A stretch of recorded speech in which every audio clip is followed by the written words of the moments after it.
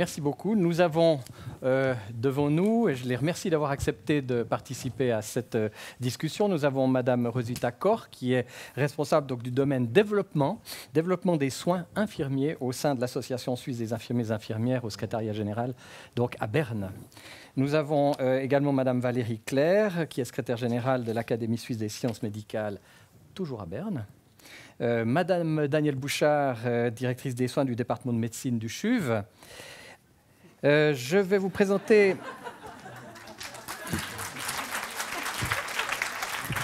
C'est un minimum. Je vais vous présenter Madame Stéphanie Monod.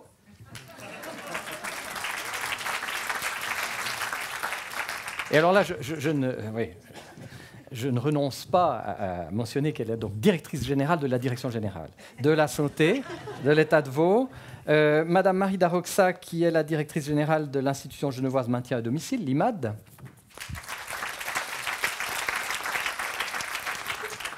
Le docteur Samuel Spindler, qui est psychiatre et membre du comité de la société. Pardon ? Olivier. Eh bien voilà. Je ne sais pas pourquoi on m'a dit qu'il vous appeliez Samuel. C'est déjà la première, mais mon Dieu. Qui est quand même membre du comité de la Société vaudoise de médecine. Et alors là, je suis sûr, c'est monsieur Patrick, le professeur Patrick Bodenman, qui est chef du département vulnérabilité et médecine sociale à l'Unisanté, ici à Lausanne. Je vous propose, parce qu'il s'agit de maintenir l'entier de ce groupe bien réveillé, n'est-ce pas? Donc je vous propose un premier tour de piste relativement rapide, mais néanmoins, je m'adresse donc à tout le monde. Je m'adresse à toutes celles et ceux qui veulent prendre la parole ici pour répondre un peu à cette question. La formation des infirmières aux pratiques dites avancées, donc on en a beaucoup parlé ce matin, les ICLS, les IPS, elle est historiquement bien implantée plutôt dans les pays anglo-saxons, hein, ça c'est une chose plus ou moins acquise, aussi dans les pays nordiques, mais ce mouvement est nouveau en Suisse, nouveau, bon, ben, il a 10 ans, hein, mais ok, c'est quand même, on l'a dit, à peine un adolescent. J'aimerais connaître votre analyse, votre évaluation de cette évolution. Comment est-ce que vous situez ces fonctions, donc IPS et ICLS, dans le contexte sanitaire qui a été si bien, par ailleurs, dépeint par Madame la directrice générale? Qui est-ce qui prend la parole?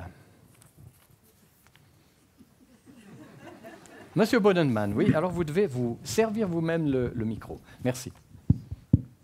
Voilà, bonsoir à tout le monde, très content d'être parmi vous. Donc, par rapport à cette première question, ma réflexion est la suivante, c'est que je vais être très concret, parce qu'en fait, c'est l'unique façon pour que j'aborde cette thématique, c'est par le concret, c'est-à-dire que j'en parle peu, je l'écris peu, mais je le fais beaucoup. Et je pense que c'est probablement une stratégie qui n'est pas si, disons, à côté de la thématique du jour. Donc, depuis 8 ans, on s'intéresse à une patientèle qui est celle de ces patients qui viennent régulièrement aux urgences. C'est ce qu'on appelle les usagers fréquents des urgences. Et c'est un réel problème pour la cité hospitalière. De fait, ces patients qui sont des réguliers des urgences sont aussi des personnes qui sont des réguliers du système sanitaire un peu partout. Au cabinet, dans des services spécialisés, chez l'ergothérapeute, chez le physiothérapeute, etc. Et on a décidé de mettre sur pied une équipe... alors, certes interdisciplinaire, mais avec une première ligne infirmière. Donc, moi, je parlerai d'infirmier ou d'infirmière de première ligne qui fait du case management. Et on a mis ça en route il y a donc 8 ans. Et ces infirmiers et ces infirmières de première ligne, en l'occurrence, on n'a eu que des infirmières jusqu'à maintenant, sont des infirmières dont les rôles sont essentiellement la coordination, le lien, bref, l'orchestration autour de patients qui sont un peu particuliers. Il faut vous dire qu'au CHUV, par exemple, c'est environ 4% des patients, mais ça représente entre 12 et 15% des consultations. Donc si vous faites le calcul, vous pouvez tourner à peu près chaque 7e patient aux urgences est un usager fréquent des urgences. Donc ils viennent, ils reviennent et ils reviennent. Et ce que nous avons décidé de mettre en place, c'est effectivement une première ligne infirmière, de telle façon à ce que dès que les urgentistes sont intervenus, ces infirmières fassent les 3 mots-clés que je vous ai mis en perspective, c'est-à-dire coordination, orchestration, faire le lien. Ce qu'on a démontré avec cette façon de faire, c'est qu'on réoriente les patients au bon endroit du système sanitaire, qu'on diminue de 20% le nombre de consultations aux urgences. On a démontré que leur qualité de vie, de par cette intervention infirmière, été améliorée, notamment pour ce qui est de la qualité de vie environnementale. Et puis le troisième point, Stéphanie Monod l'a cité juste auparavant, on a démontré que c'était à coût constant. C'est-à-dire qu'il y avait une diminution des coûts au niveau de la cité hospitalière, une augmentation des coûts dans la communauté, mais c'est le bon endroit pour la plupart de ces patients. Donc, quelque chose d'intéressant en termes d'exercice par rapport à une fonction d'infirmier de première ligne, d'infirmière de première ligne. Et puis, si je réponds à l'autre partie de la question, qui est l'évolution, je me dis, dans le fond, comment est-ce qu'on est arrivé à 8 ans d'existence? Et je pense que ça a été l'opportunité d'un axe stratégique du CHUV, qui au départ nous a donné la possibilité de développer ceci, avec par la suite de la recherche qui a documenté ce que je viens de vous dire, pour ensuite aller vers une pérennisation de cette équipe ô combien importante, avec une quatrième phase actuellement, c'est de se dire, mais si ça se passe bien à Lausanne, pourquoi ça ne se passerait pas bien dans tous les services d'urgence de la Romandie? Et c'est ce qu'on est en train d'implémenter. Donc en fait, par rapport à votre question, j'essaie d'y répondre avec un exemple qui me semble dit bien les fonctions que peuvent être amenés à avoir certains infirmiers de première ligne. Alors après, moi j'ai aussi de la peine avec tous les différents acronymes, donc je ne veux pas me tromper. Donc vraiment, je parle de première ligne. Et puis avec une évolution, ma foi, qui est très satisfaisante à la faveur d'un certain nombre d'étapes. Merci beaucoup pour ce témoignage et cet exemple pratique fort éclairant. Monsieur... Alors, Olivier Spindler. Oui, c'est juste. Merci. Moi, je voudrais dire que je suis très sensible à l'idée qu'on est dans du disruptif. Je crois que Mme Monod demandait si... Enfin, poser la question, mais il me semble qu'on peut même plus poser la question. Même sur votre démonstration, mais en plus avec votre démonstration, c'est une évidence. On est dans le disruptif. Donc, il y a une place maintenant qu'il va falloir définir. Et moi, ma grosse... disons, plaidoirie, je dirais, j'aimerais bien plaider pour qu'il y ait justement des discussions dès maintenant entre les différentes professions et qu'il n'y ait pas des tours d'ivoire parallèles avec des gens qui seront formés, hautement formés, puis qui devront à la fin apprendre à se connaître et découvrir « Ah ben, qu'est-ce que tu fais toi, qu'est-ce que tu fais toi », etc. Il me semble que c'est le moment maintenant de discuter de ça. Donc je ne peux pas répondre à votre question comme elle est la place aujourd'hui de ces infirmières de pratique avancée, pour dire le terme générique. Mais je pense qu'il va falloir apprendre à travailler ensemble et puis au niveau des formations aussi définir les rôles, les compétences, la répartition du savoir, etc. Très bien, merci beaucoup. En fait, vous plaidez contre les silos et je crois qu'on peut tous vous rejoindre. Madame Roxa. En complément, et puis Stéphanie Monod a déroulé le tapis rouge pour les soins à domicile, donc c'est un tout petit peu plus facile, mais imaginez comment font les infirmières de soins à domicile et les équipes de soins à domicile pour survivre à l'heure actuelle avec ce qui est la réponse à l'urgence, ce qui est la fragilité à domicile, ce qui est la complexité à domicile. Alors, moi, j'ai envie de vous dire, les pratiques avancées, elles ne sont pas certifiées à domicile, puisqu'il n'y a pas la formation qui les certifie. Mais heureusement qu'on a du génie de proximité et que les équipes trouvent des solutions. Alors, ça va sur des choses, il ne faudrait surtout pas que je le dise aujourd'hui, mais des groupes WhatsApp de communautés de pratique pour pouvoir s'entraider, ou d'autres éléments qui font qu'à un moment donné, on trouve des solutions parce qu'il y a un patient, parce qu'il y a des familles, et parce que ce n'est pas simplement un jour ou un épisode de soins, on est sur des trajectoires de santé et on est sur des parcours de vie avec des personnes qu'on suit des fois, parfois sur des mois, des années. Et j'aimerais juste donner 2 chiffres parce que c'est quand même important en termes d'identification de la fragilité ou de la complexité, les 2 concepts n'étant pas identiques. On dit souvent dans la littérature qu'un patient sur 8 est dit complexe. Sur les personnes qui sont prises en charge à IMAD à l'heure actuelle, c'est 1 sur 5. Et si on se centre simplement sur les personnes qui reçoivent des soins, c'est 1 sur 3. 40% des personnes sont prises en charge 7 jours sur 7. Alors je vous laisse imaginer quel type de réponse on peut avoir, et notamment, et c'est un point extrêmement sensible à domicile, la réponse à l'urgence. Si on veut éviter les hospitalisations à répétition, il faut qu'on trouve d'autres systèmes avec des formations, mais aussi des outils, et puis une entraide entre différents partenaires, et pas simplement des silos de rôle. Merci infiniment. Je crois que Mme Corr voulait aussi rajouter quelque chose. Alors, dans nos perspectives 2020, c'est un papier stratégique de l'Asie. On l'a déjà décrit en 2012, qu'il faut développer des nouveaux rôles pour les défis qui nous attendent. Et on l'a entendu aujourd'hui, et vous connaissez tous ces défis, c'est la polymorbidité, les maladies chroniques, le vieillissement de la population. Alors il y a nouvelles tâches, il y a une nouvelle quantité de travail. Et nous, on dit que ça doit être redistribué d'une façon nouvelle entre les différentes professions de santé. Et aussi, les infirmières diplômées, les physios, les autres professions ont un rôle là-dedans. Mais je suis convaincue que les infirmières de pratique avancée, elles peuvent prendre un très grand rôle. Elles sont une solution à beaucoup, ou elles contribuent aux solutions des défis qu'on a actuellement et que Mme Monod a si bien montré qui ne vont pas diminuer dans l'avenir. OK, merci beaucoup.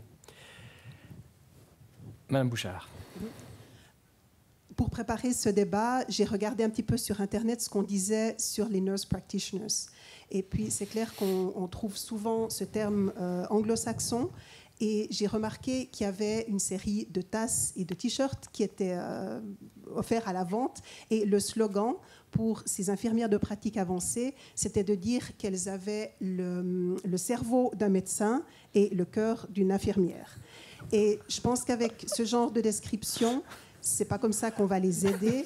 Et là, on a bien senti dans les débats, notamment dans les deux interventions des personnes qui venaient d'Irlande et du Canada, qu'il fallait aller au-delà. Et je pense qu'on pourra imposer ces professions quand on aura des personnes qui auront le cerveau d'une infirmière de pratique avancée et le cœur d'une infirmière de pratique avancée. Voilà, excusez-moi pour mon absence en début d'intervention.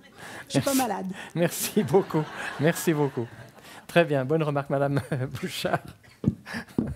Je pense qu'aujourd'hui, l'analyse, je débuterai par dire que nous sommes dans la bonne voie avec la pratique avancée pour permettre des continuités dans l'accès aux soins à des porteurs de maladies chroniques qui sont peut-être jeunes maintenant ou plus âgés, mais de toute façon qui vont le devenir.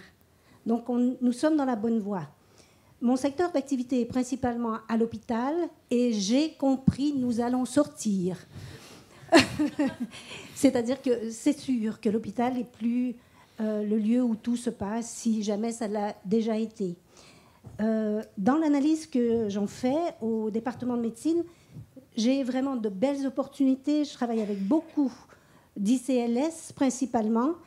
Et il y a le changement de culture, il est initié, il est engagé. Le transfert des savoirs se passe, il est possible. Et ça, c'est un changement extrêmement porteur, que la structure de la prise en charge des patients soit faite de manière plus structurée, plus conduite.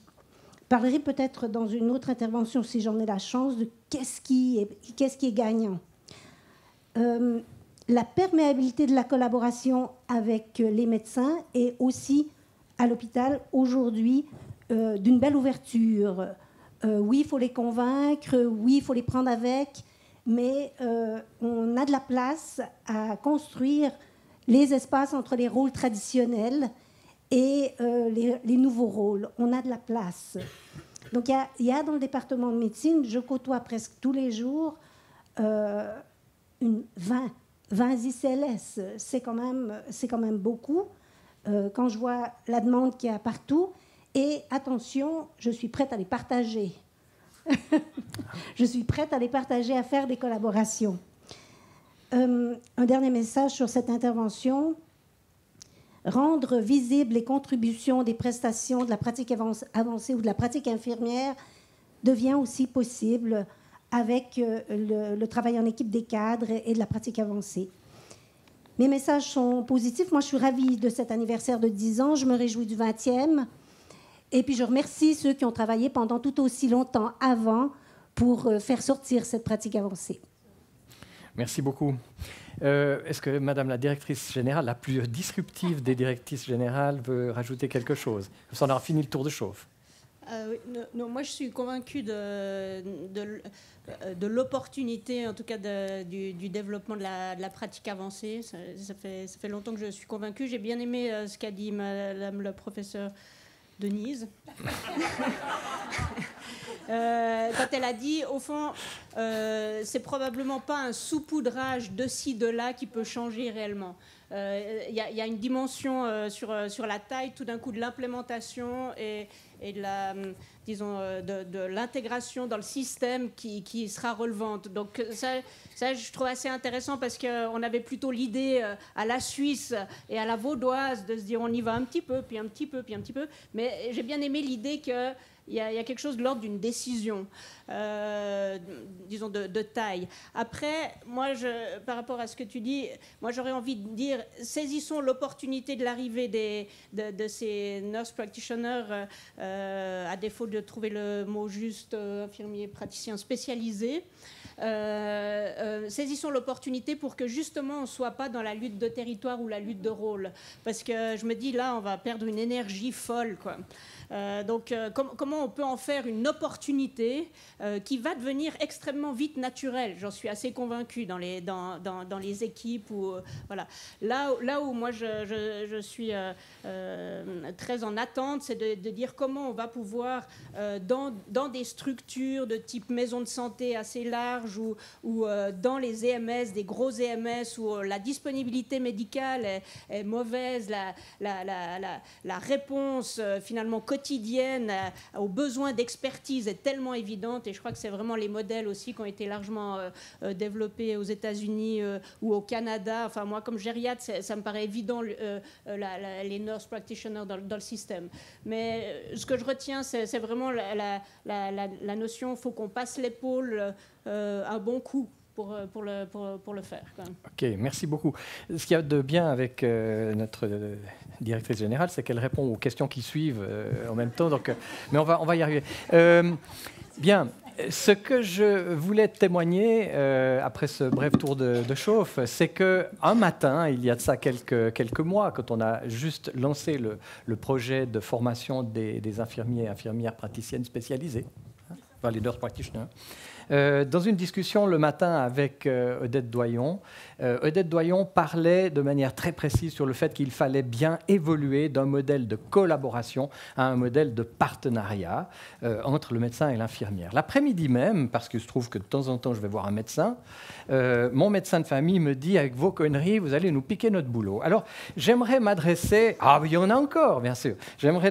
Mais voilà, je pense que je vous vois déjà dans votre réponse, mais je vais m'adresser au docteur Spindler parce que vous représentez la Société vaudoise de médecine. Je passerai ensuite la parole aussi à Madame Claire en tant qu'association suisse, si on veut bien, Académie suisse des sciences médicales.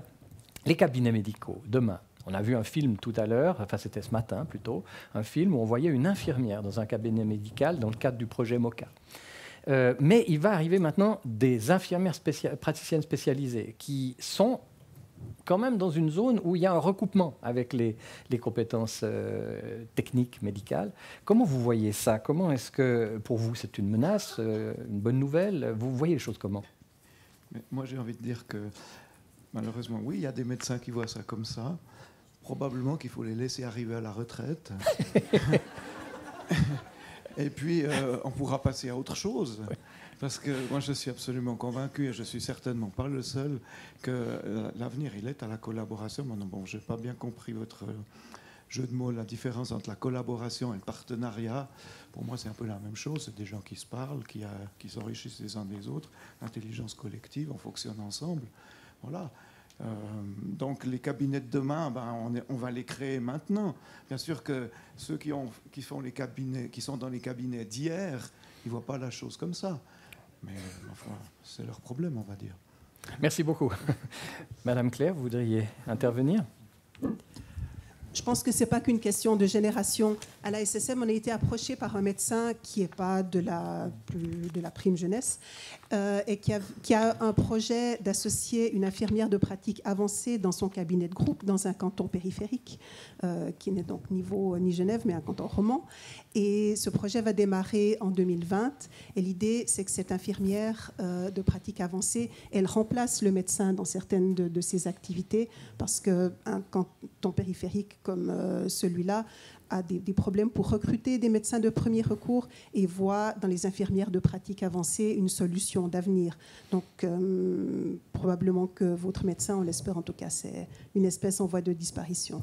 Oui, c'est un jeune en voie de disparition. Mais je pense que vous avez parfaitement raison. Moi qui suis bagnard, je dois vous avouer qu'on dit toujours dans ma région... pénurie de généralistes à Orsières, mais pléthore de spécialistes à Verbier. Voilà. J'aimerais poser une question, parce que la question de la responsabilité est une question qui a été fortement débattue, notamment dans les débats parlementaires ici au niveau du Grand Conseil vaudois, puisque vous savez qu'il y a cet article 124B qu'on a lu ce matin tranquillement pour en voir la teneur. Cet article donc, qui met en place le rôle, la fonction d'infirmier praticien. Les députés ont fortement, et ils ont eu raison, fortement débattu, posé des questions sur quid de la responsabilité, parce que la responsabilité du patient, la responsabilité du traitement, c'est une responsabilité médicale, par essence reportée par le médecin. Alors qu'est-ce qui se passe à partir du moment où tout à coup on ne sait plus qui fait quoi?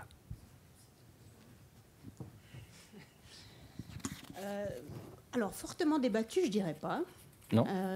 Il y a un député oui. qui a posé la question. Mais sans ça, je rappelle que cet article est passé à l'unanimité. En fait. Donc non, mais je parlais aussi de la cafétéria. Enfin, oui. Voilà, d'accord. Le post-séance. Oui.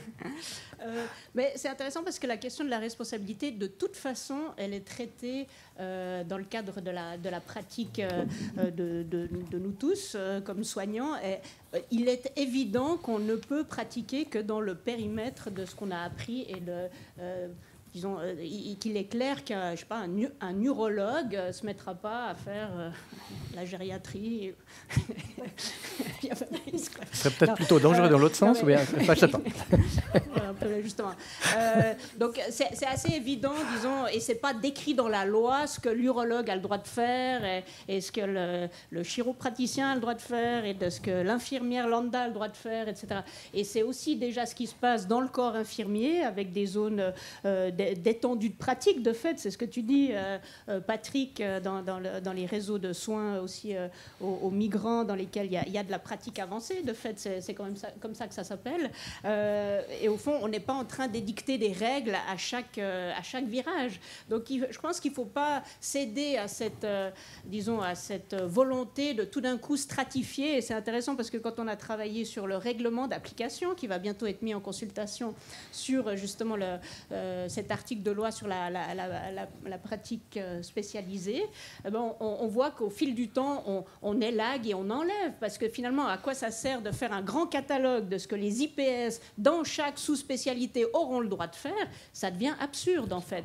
Donc, on aurait un règlement d'application de la loi sur la santé publique dans lesquels les médecins, on dit, voilà, ils sont médecins, les chiropraticiens, qui sont aussi dans ces professions médicales, les infirmières lambda, puis tout d'un coup, l'infirmier praticien spécialisé, alors attention, warning, voilà, ça n'a aucun sens d'un point de vue de la normativité, si on veut, juridique. Donc, je pense que c'est important de pas trop s'enliser là-dedans, et je suis assez d'accord sur le fait de partons de ce qui existe, voyons déjà tout ce qui se fait, et puis, mais ce qui ne veut pas dire ne formons pas par ailleurs des gens avec un super bagage comme les nurse practitioners, mais n'oublions pas finalement tout ce qui se fait aujourd'hui déjà en termes de délégation, en termes d'activité clinique.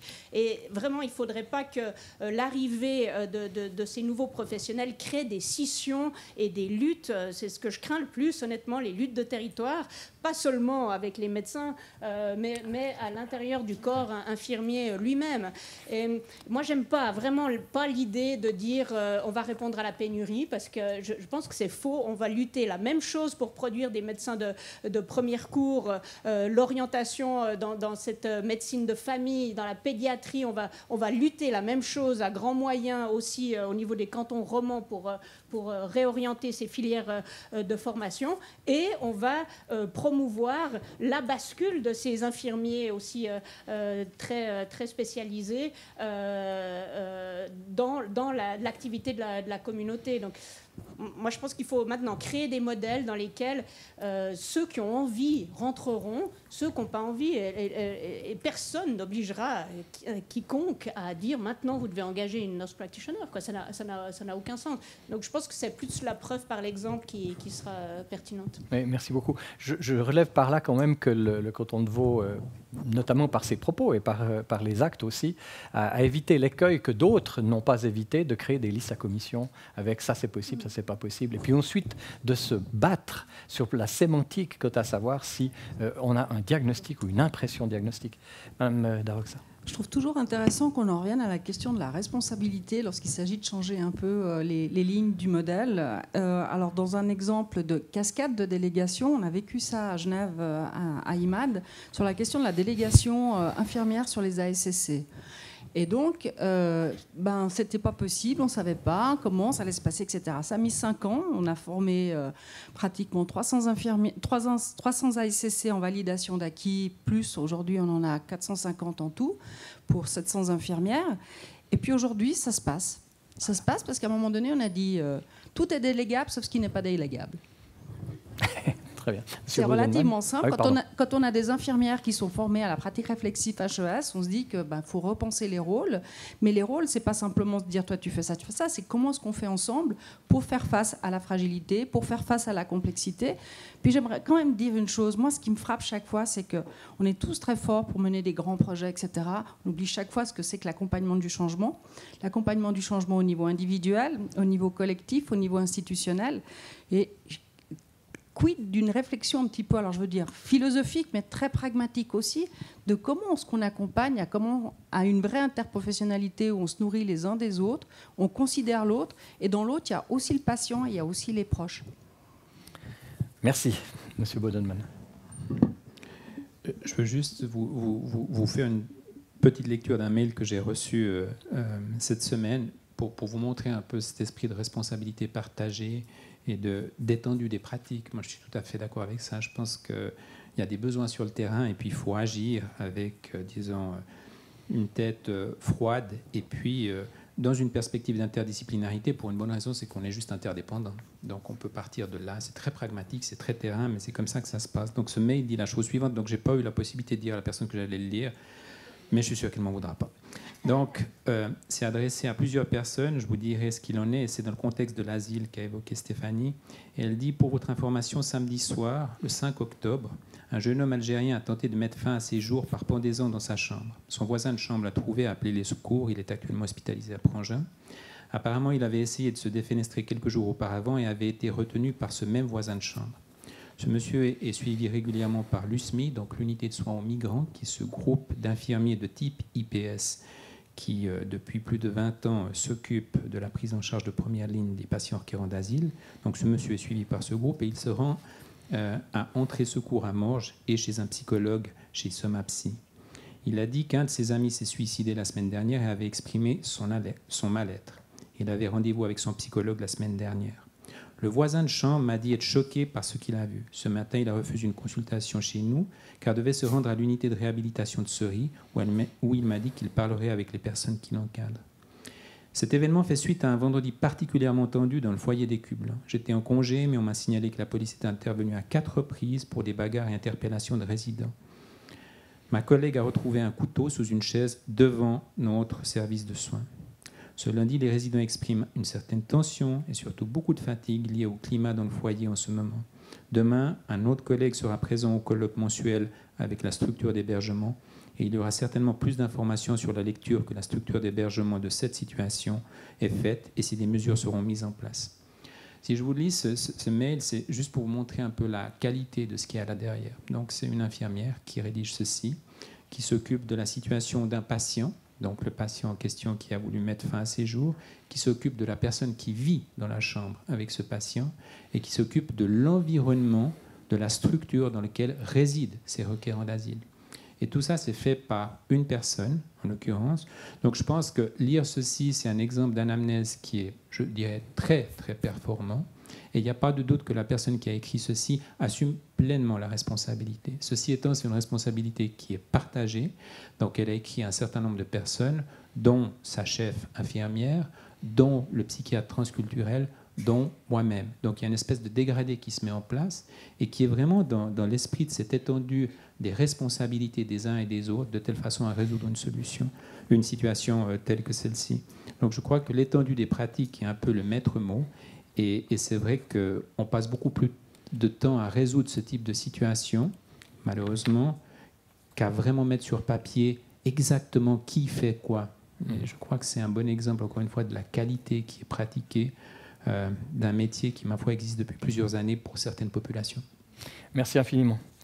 Je propose qu'on reste encore un instant dans le monde hospitalier pour revenir vers le monde extra-hospitalier. Je m'adresse à Madame Bouchard et puis peut-être Monsieur Bodenman aussi concernant les expériences qui furent et sont encore les vôtres ici au CHUV, mais également à Unisanté. Vous avez un certain nombre d'ICLS, vous avez mentionné par exemple une vingtaine dans le service de département de médecine.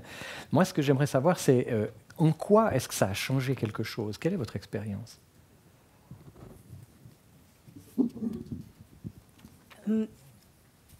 D'abord, les ICLS sont intégrés à une équipe d'encadrement dans laquelle, hier, on avait des cadres qui étaient aussi impliqués, et ils le sont encore dans la pratique clinique des patients, pas juste dans la planification des horaires ou dans la justification des ressources financières ou dans la gestion des flux de patients. Ils étaient aussi impliqués dans la clinique, sauf qu'aujourd'hui, on a une équipe dont on a quelqu'un capable d'influencer collectivement des pratiques cliniques et qui est aussi capable de tracer la littérature pour transférer et intégrer les savoirs concrètement.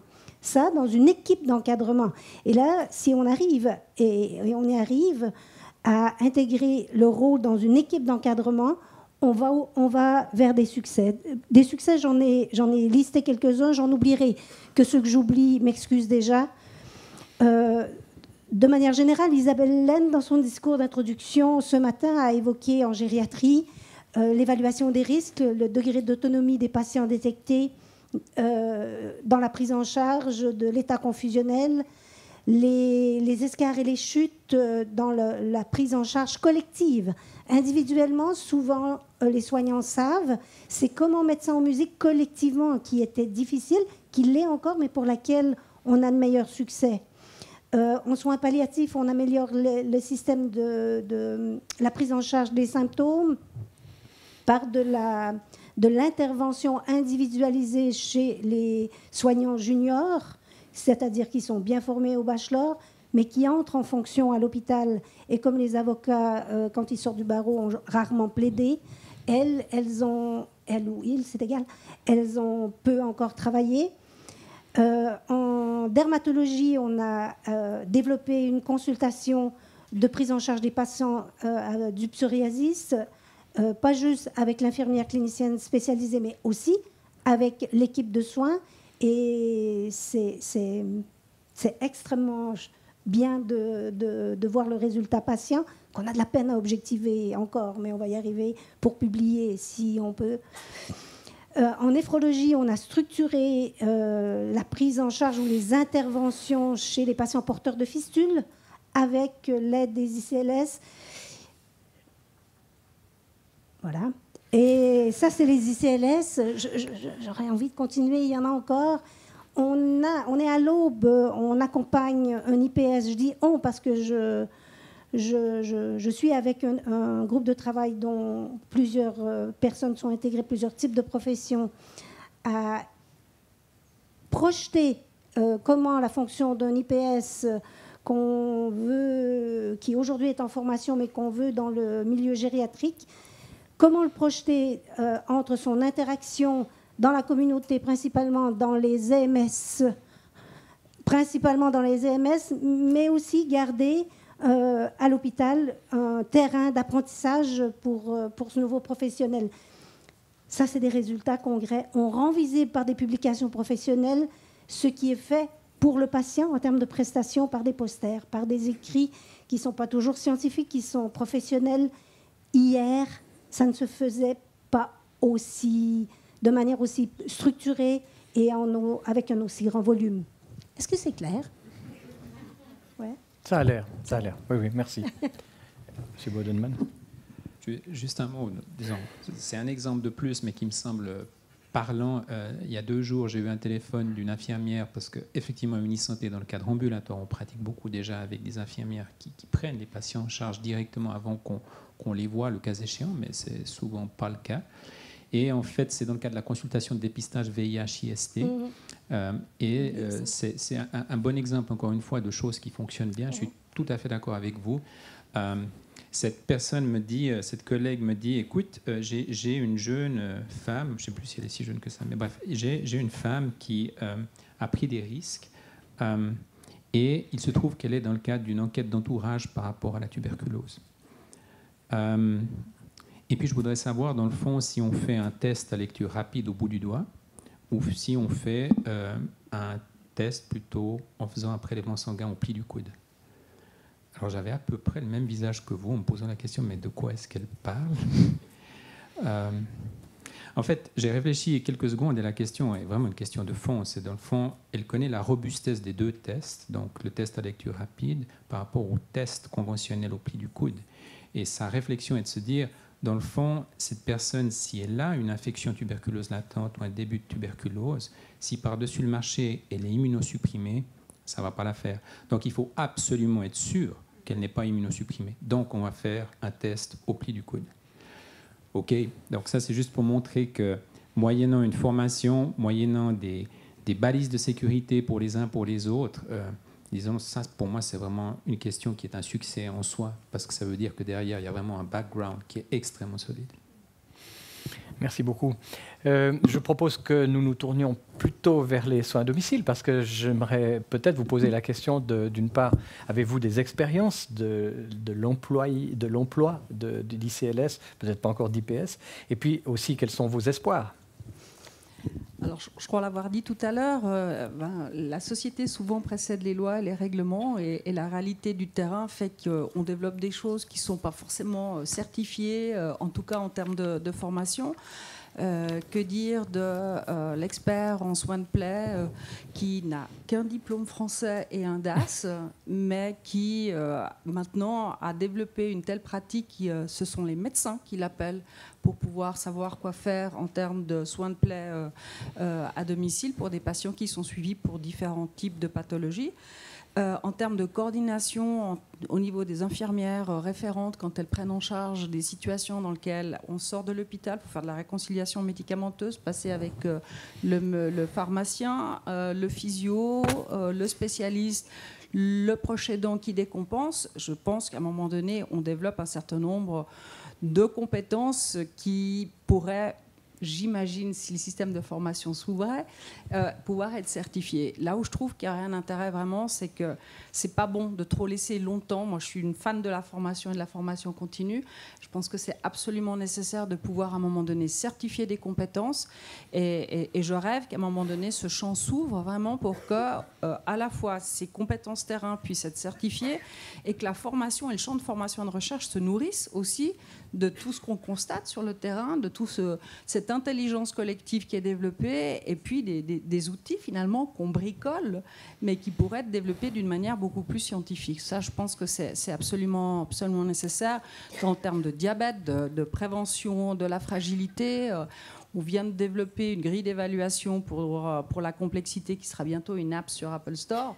Ça a l'air tout bête, c'est 5-6 questions, mais quelque part, ça permet vraiment d'orienter puis de se poser les bonnes questions dès le départ. Donc je pense vraiment qu'il y a vraiment un espoir de pouvoir ouvrir et décloisonner hôpital, hors de l'hôpital, sur cette logique de santé communautaire, sur un espèce de continuum. Et puis, je profite que j'ai la parole pour dire... c'est pas simple de rentrer à l'UFRS. Donc voilà, on est dans un système, en tout cas à Genève, dans lequel il y a beaucoup de diplômes français. Il y a des CAS, des DAS, des MAS. Et j'ai entendu la docteure Stéphanie Monod nous dire que ça fichait le vertige. Mais comment est-ce qu'on fait pour avoir un peu de porosité entre les systèmes de formation HES et puis UNI pour qu'on puisse avoir des systèmes modulaires à crédit qui fassent qu'on n'a pas l'impression de recommencer à chaque fois? Et puis surtout comment est-ce qu'on fait quand on ne veut pas lâcher ou qu'on ne peut pas lâcher son emploi, quoi. Donc voilà. Alors ça, c'est une excellente question.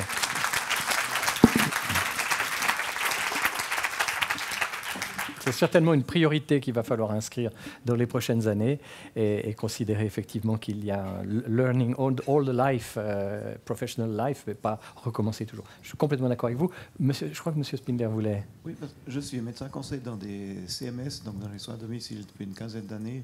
J'ai vu arriver il n'y a pas longtemps des infirmières cliniciennes.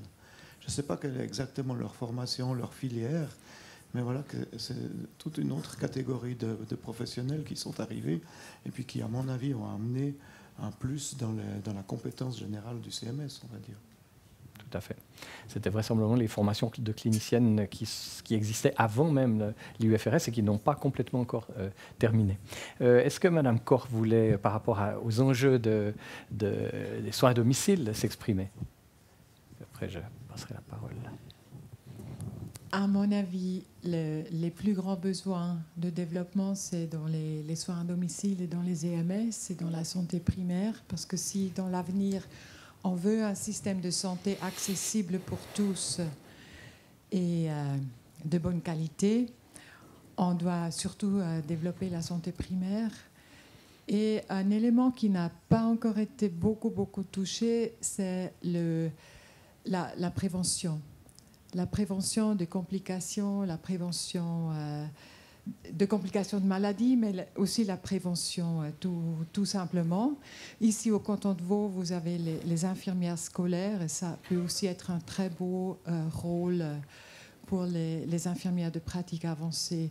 Alors, je pense pour l'avenir, pour gérer la quantité de problèmes qu'on aura dans l'avenir, il faut, en plus de renforcer la santé primaire, vraiment renforcer la prévention aussi. Merci. Stéphanie, tu voulais Oui, peut-être l'acteur qui manque là, c'est la faculté et l'IUFRS, parce que je pense que c'est une vraie question pour l'IUFRS. Je pense que c'est une question de valorisation et puis finalement d'étendue de pratiques qui sont arrivées et qui, au fil de l'expertise, se sont consolidées. Je pense qu'on doit trouver des moyens quand même de reconnaître ça. Sans ça, on risquera d'avoir une petite élite formée et qui va de toute façon jouer des coudes, et puis il y aura de toute façon des frustrations. Donc je pense que trouver des pistes là, d'un point de vue de la faculté et de l'enseignement académique, ça me paraît essentiel. Peut-être une des choses où je verrais le lien possible, c'est que la formation de nurse practitioner, je pense, permet de décupler la capacité de formation, justement, dans la communauté. Donc ça je vois d'un bon œil, c'est-à-dire que c'est des gens qui viennent avec tout ce bagage, cette structure, et je pense que cette formation par les pairs dans la communauté pourrait aller d'autant plus vite dans les soins à domicile, en EMS ou auprès de populations vulnérables, par cette capacité d'enseignement aussi, mais en gardant une activité clinique, ça me semble essentiel. Mais je pense qu'il faudra vraiment assez rapidement adresser la question de ces titres et de ne pas s'enliser dans ces titres. Je crois que c'est fondamental, et ces notions de titre et de silo nous ont amené passablement d'impossibilité d'avancer. Il est vrai qu'aujourd'hui, les médecins font un master et après un doctorat, mais j'entends le post-grade n'est pas après un bachelor, alors que pour une infirmière, le post-grade commence après un bachelor. Lorsqu'on veut mettre ensemble les infirmiers et les médecins, actuellement, dans la faculté, on nous dit mais c'est pas du post-grade. On ne peut pas mettre des bachelors avec des masters. Et là, je crois qu'il faut se demander, mais c'est le patient, c'est quoi l'objectif? C'est pas tellement le pédigré, si vous me permettez l'expression, mais je cautionne complètement. J'aimerais quand même, parce qu'il nous reste juste quelques minutes, et puis j'en suis fort heureux, passer la parole à l'une ou l'autre personne dans la salle qui aimerait interpeller nos débatteurs. Alors là, ça c'est embêtant, vous n'y attendiez pas. Je prends un micro et... Ah, je sais qu'il a une grosse voix, mais on va quand même...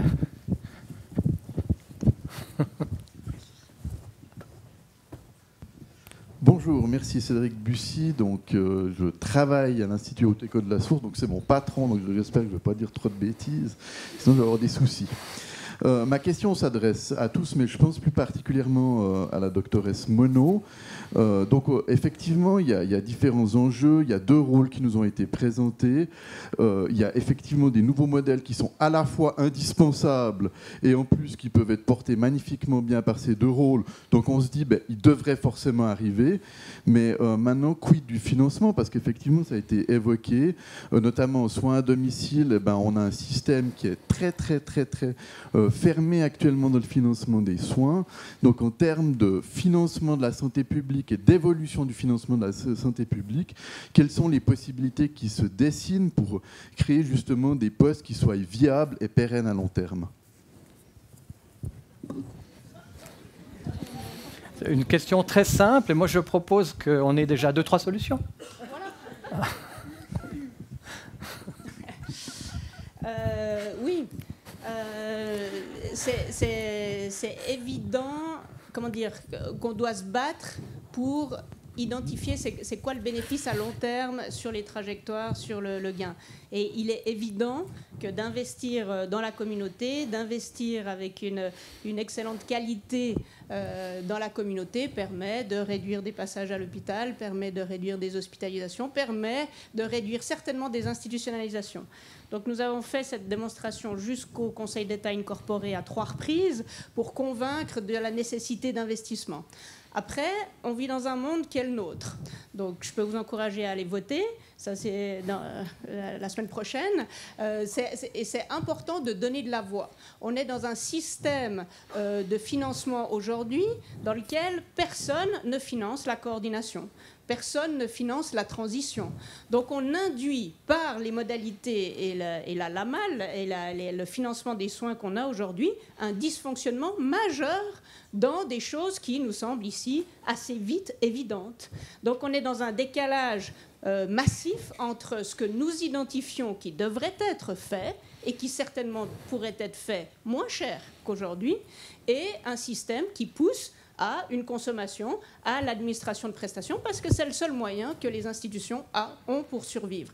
Donc moi, je suis assez convaincue qu'on est au bout de ce modèle. La question est de dire combien de temps ça va durer, mais c'est pour ça que je propose une mobilisation générale. Concrètement, en attendant, c'est bien ce qu'on fait. Je ne sais pas si Nicolas l'a mentionné ce matin, mais MOCA est entièrement financé par la santé publique. C'est-à-dire qu'il y a avec MOCA et l'idée de déployer cette activité infirmière en soins primaires. Dans le design de MOCA, il y a la mesure d'outcome, sauf erreur à 2 ans, voire plus, sur l'utilisation des urgences, l'utilisation des dispositifs, les hospitalisations, etc. Et force, disons, avec cette étude-là, dans laquelle on finance quand même l'équivalent d'à peu près une dizaine de postes d'infirmiers dans les cabinets, dans les soins primaires, et bien avec ça, on va pouvoir aussi construire une espèce de... Alors c'est malheureux, mais on l'a appelé pour l'instant le TAR-INF, pour dire on va... labelliser les activités infirmières qui sont faites. Et puis là, ça nous permet aussi de sortir des silos, parce qu'on ne dira pas c'est des activités que ça, c'est la nurse practitioner, et que ça, c'est l'infirmière spécialisée dans ça, et que ça, c'est l'infirmière usual business, etc. Mais on va dire c'est quoi les activités qui ont été nécessaires dans ce cabinet de première cours et qui montrent qu'au fond, on influence les trajectoires. Et avec ça, ce sera des éléments de négociation, ce sera des éléments de construction aussi, mais on est à un moment assez massif quand même de ce qu'on souhaite comme système de santé demain. Mais les débats aux chambres fédérales et le financement moniste qui est en train d'être débattu et qui va passer au Conseil des États, c'est juste une catastrophe sur le pilotage des cantons. Donc voilà, moi je dis allez voter, mobilisons-nous. Si nous voulons autre chose comme système de santé, il faut se bouger. Mais dans l'environnement actuel, on va arriver au bout et on va vers une perte de qualité ces 20 prochaines années. Merci. Madame Daroxa. Alors, 150% d'accord, c'est vraiment une hypocrisie, puis l'autruche, vraiment le jeu de l'autruche, on se met la tête dans le sable. J'aimerais juste rajouter une chose. Il existe une prestation de coordination au niveau de l'EPAS pour les situations complexes. Aujourd'hui, ce qui nous empêche d'utiliser cette position, c'est une directive interne du DFI. D'accord ? Donc, quelque part, c'est aussi derrière, pas simplement ce qu'on vote, mais aussi l'état d'esprit après derrière des interprétations qui sont données à certaines positions en base. Donc, on a essayé, on est monté à Berne, on a essayé d'expliquer avec le soutien de la Direction générale de la santé genevoise. Ça fait 2 ans, il ne s'est rien passé. Donc on voit qu'il y a vraiment quelque chose qui est complètement coincé autour de même cette notion d'acceptation de la notion de la coordination, et elle est pourtant absolument fondamentale. On a un autre exemple, c'est les soins aigus et de transition. Je ne sais pas comment ça se passe sur le canton de Vaud, mais depuis 2011, à Genève, on n'arrive pas à les implanter. Pourquoi ? Parce qu'on n'arrive pas à faire la logique de la continuité entre l'hôpital et le retour. Pourquoi ? Parce qu'il faut un médecin référent qui puisse répondre pendant les 2 semaines qui suivent la sortie d'hôpital. Donc on voit bien qu'il y a eu des essais pour essayer de mettre du liant dans le dispositif, mais qu'à l'arrivée, ce n'est pas les bonnes solutions. Donc allez voter. Oui, merci. Je prends vite. Voilà. Je crois qu'on a encore le temps d'une question et j'ai vu une main se lever. En fait, je voulais abonder, puisque je m'occupe des questions de financement des soins déjà depuis pas mal d'années, entre autres au sein de l'Asie et à l'intérieur du CHUV, pour la facturation infirmière et essayer d'obtenir quand même quelque chose à travers le système. Mais ce qui est aussi intéressant, et peut-être pour aller un tout petit peu plus loin, c'est que si on regarde le système actuel, il y a au moins 5 systèmes de financement pour les soins, et un patient qui se déplace de l'hôpital, change à chaque fois de système de financement, de règles, de participation, etc. Et je pense que pour les soins infirmiers, si vraiment on voulait arriver à quelque chose qui permettrait finalement intrinsèquement de financer la transition, etc., c'est d'arriver à un système qui gère non plus un financement à l'acte ou un financement zone par zone, mais plutôt le cas, et qui ne mette plus en concurrence les systèmes les uns avec les autres, où on a tout intérêt à le passer au suivant plutôt que de vouloir le garder ou vice-versa. Ça n'a pas été formulé comme une question. Je ne sais pas si quelqu'un souhaite... Oui. Ce que tu viens de dire, Alain, qu'il faut diminuer la complexité des différents systèmes de financement, je peux complètement soutenir. Il faut seulement faire attention de ne pas tomber dans le piège du monisme qui est géré par les assureurs. L'Asie soutient beaucoup que les cantons doivent garder leur rôle dans ce qui est la gestion du système de santé, la responsabilité cantonale. Et il y a une tellement grande somme que nous payons avec nos impôts qui doit être gérée par des gens avec une légitimation démocratique. Il y a un mais. Je ne résiste pas, oui, mais ce qui va être voté là, c'est une participation. Donc, il y aura une institution qui sera gouvernée par des assureurs et qui couvrira non seulement le financement hospitalier, mais aussi le financement de tout le TARMED, donc l'activité médicale ambulatoire. Ce sera à peu près 22% la facture au canton, 77%, 78% la facture aux assureurs. 22%, c'est une augmentation pour le canton de Vaud d'à peu près 22 millions, mais 22%, on pilote plus rien. Tout est piloté, donc tout le TARMED, donc les cabinets médicaux, l'activité TARMED, ce sera piloté par les assureurs. Donc ce truc ne doit pas passer, ou alors arrêtons de faire des conférences. Et puis il faut s'installer dans un quartier puis faire un peu de clinique, c'est tout. Mais Je me suis peut-être mal exprimée. Je suis 200% avec vous. Il faut combattre ces essais et ces décisions qui sont actuellement prises dans le Parlement national. Donc, voilà. allez voter.